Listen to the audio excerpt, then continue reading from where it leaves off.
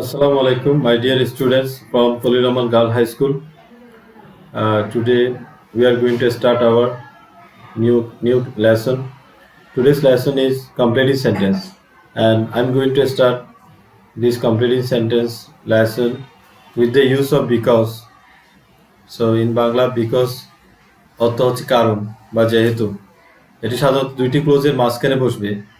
তো বিকজের আগে যেই ক্লোজটি হবে, যে বাক্যাংশটি হবে সেটা হচ্ছে মেইন ক্লোজ। বিকজের পরে বিকজ দিয়ে যেটা শুরু হবে, বিকজকে দিয়ে যেটা শুরু হবে সেই ক্লোজটা হবে, সেই ক্লোজটাকে সাবঅর্ডিনেট ক্লোজ বলে। এবং মেইন ক্লোজ আর সাবঅর্ডিনেট ক্লোজ মিলে যেই সেন্টেন্সটা আমরা কমপ্লিট করব সেটাকে বলা হয় কমপ্লেক্স সেন্টেন্স।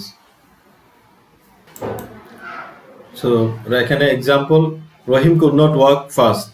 রহিম দ্রুত হাঁটতে পারেনি বিকজ, এখন যে কোনো কিছু হতে পারে। এখানে হি ওয়াজ উইক, কারণ সে দুর্বল ছিল। তুমি বলতে পারো সে টায়ার্ড ছিল। তো তুমি যে কোনো কিছু বলতে পারো, সে অসুস্থ ছিল। হি ওয়াজ সিক, সে টায়ার্ড ছিল, ক্লান্ত ছিল। হি ওয়াজ টায়ার্ড।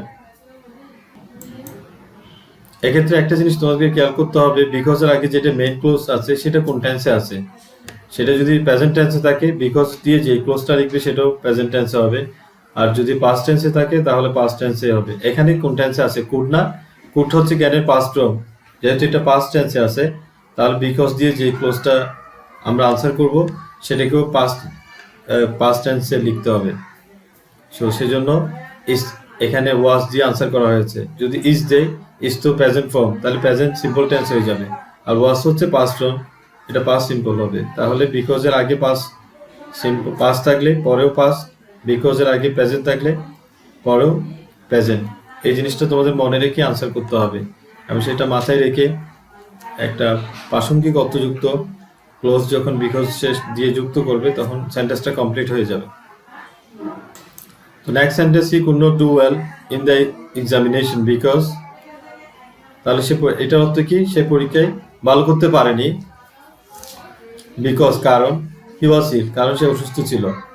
অথবা তুমি লিখতে পারো because he did not have good preparation, তার ভালো প্রস্তুতি ছিল না। আমি তোমাদেরকে একটা নতুন উদাহরণ দিচ্ছি এখানে।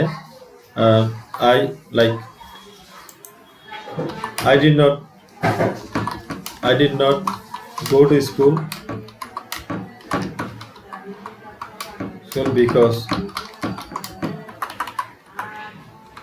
because আমি স্কুলে যাইনি। বিকজ কারণ কি হতে পারে? বিকজ I was sick, কারণ আমি অসুস্থ ছিলাম। তাহলে এটা একটা উদাহরণ। এরকম আরেকটা উদাহরণ দিতে, যে এখানে যেহেতু ডিড পাস্ট সিম্পল টেন্স, সেজন্য এখানে পাস্ট সিম্পল হয়েছে। আমিও যেটা বিকজ হি ওয়াজ সিক ছিল সেখানে পাস্ট সিম্পল দিছি। তো এখানে যদি ইজ দিতাম তাহলে প্রেজেন্ট সিম্পল হয়ে যেত। তো এটা পাস্টে মিল রাখার জন্য এটাও পাস্ট সিম্পলে দিয়েছি। এখন আমি একটা প্রেজেন্ট সিম্পল বা প্রেজেন্ট টেন্স দিয়ে দেখাই। I am going to help him, আমি তাকে হেল্প করতে যাচ্ছি, মানে হেল্প করবো তাকে। বিকজ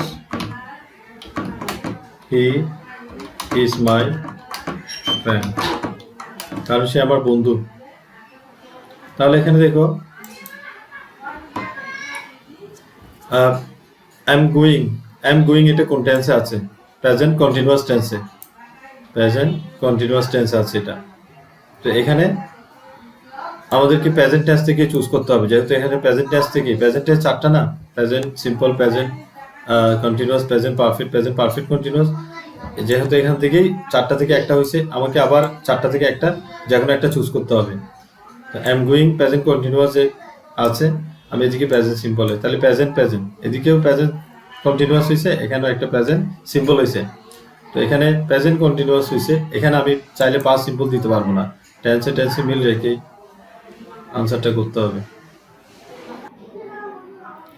এবার আমরা দেখছি ইফ অর্থ কি? যদি। আনলেস অর্থ যদি না, প্রোভাইডেড অর্থ যদি। তাহলে এখানে আনলেস, এখানে সবগুলো তিনটাই হচ্ছে কনজাংশন, এগুলো দিয়েও কমপ্লিটিং সেন্টেন্সে কোয়েশ্চেন হয়। ইফ দিয়ে এবং আনলেস দিয়ে বেশি important, they are very important, because in most of the cases you will definitely find one question on if or unless, unless অথবা ইফ দিয়ে একটা না একটা কোয়েশ্চেন তোমরা অধিকাংশ ক্ষেত্রে পেয়ে থাকবে পরীক্ষার মধ্যে কমপ্লিটিং সেন্টেন্সে। তো এগুলো দিয়ে আমাদের যেটা প্রকাশ করে সেটা হচ্ছে সত্য প্রকাশ করে।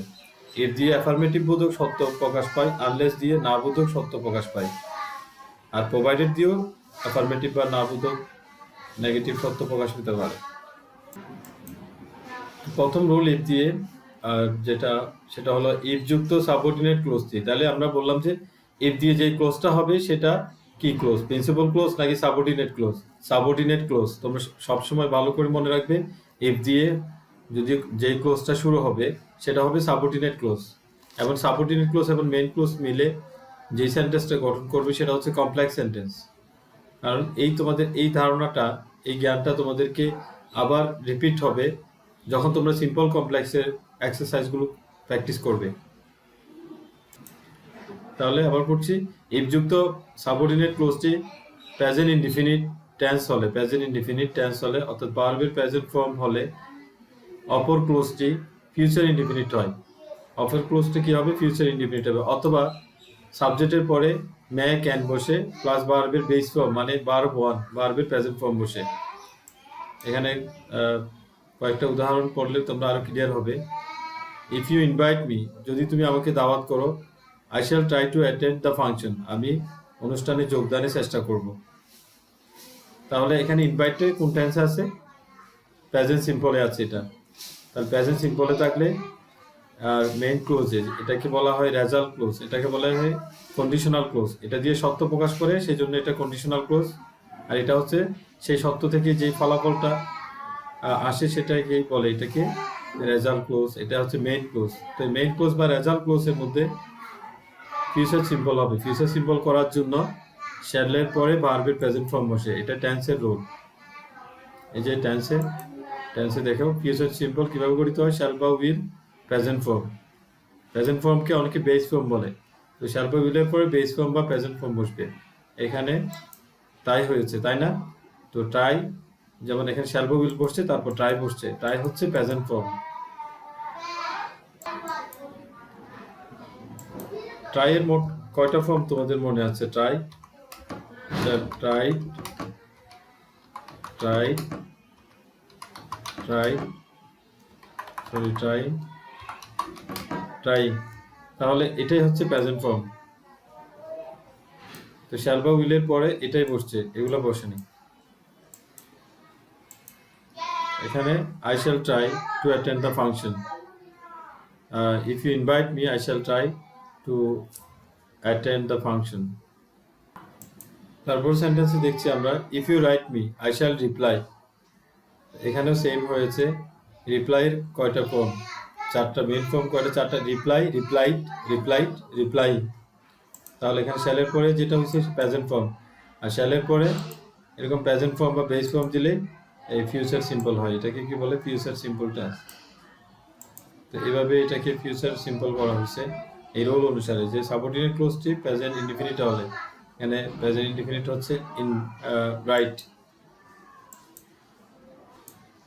You will fail in the exam, তুমি পরীক্ষায় ফেল করবে। তাহলে এটা রেজাল্ট ক্লোজটা আগে দিয়ে দিছে। তাহলে আমাদেরকে যেটা কমপ্লিট করার জন্য যে ক্লোজটা দিতে হবে সেটা ইফ যুক্ত সাবঅর্ডিনেট ক্লোজটি, যেটাকে আমরা কন্ডিশনাল ক্লোজ বলি, অর্থাৎ সত্যযুক্ত ক্লোজটি আমাদেরকে দিতে হবে। তাহলে you will fail in the exam, পরীক্ষায় তুমি ফেল করবে। কোন সত্য? কোন সত্য পূরণ হলে তুমি পরীক্ষায় ফেল করবে? সত্যটা হচ্ছে if you do not study hard, যদি তুমি কঠোর পরিশ্রম করে পড়াশোনা না করো তাহলে তুমি পরীক্ষায় ফেল করবে। তাহলে কঠোর পরিশ্রম করে পড়াশোনা না করাটাই সত্য। এই সত্যটা পূরণ হলেই তোমার পরীক্ষায় ফেল করবে। Next example, if you walk slowly you will miss the train. তাহলে ওয়াকের কয়টা ফর্ম আছে? ওয়াক দিয়ে কি কি হয়? ওয়াক,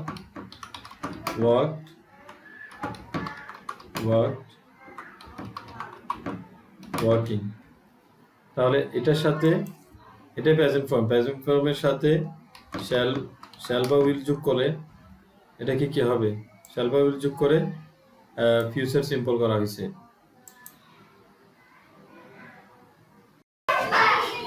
তো এতক্ষণ আমরা যে ক্লোজগুলো যে কন্ডিশনাল ক্লোজ এবং তার এক্সাম্পল দেখেছি,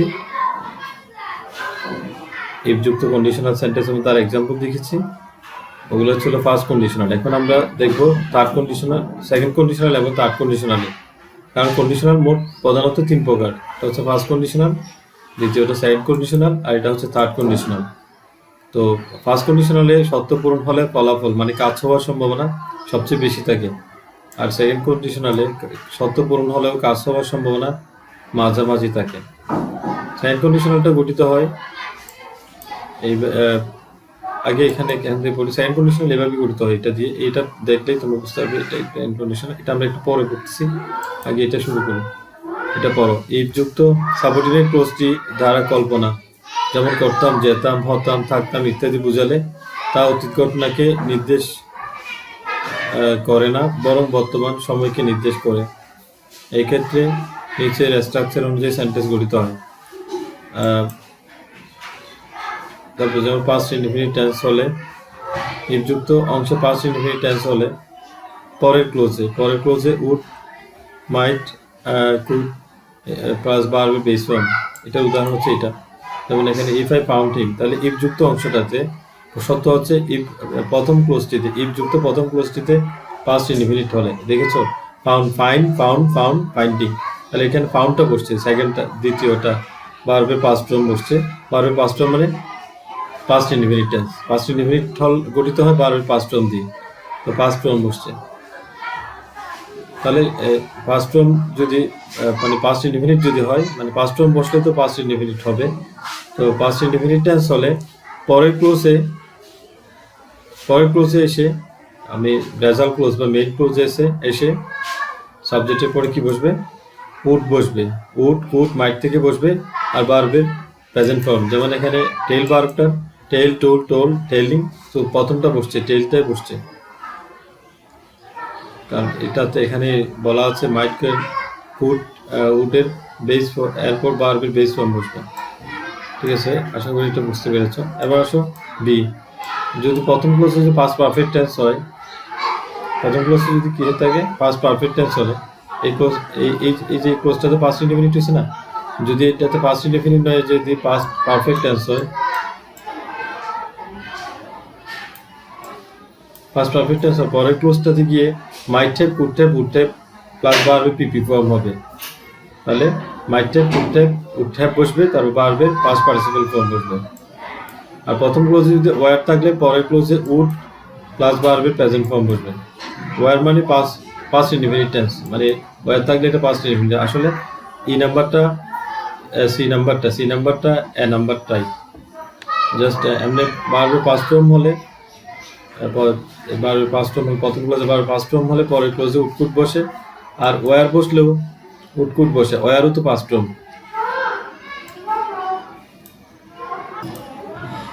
এখন উদাহরণগুলো ভালো করে পড়ো।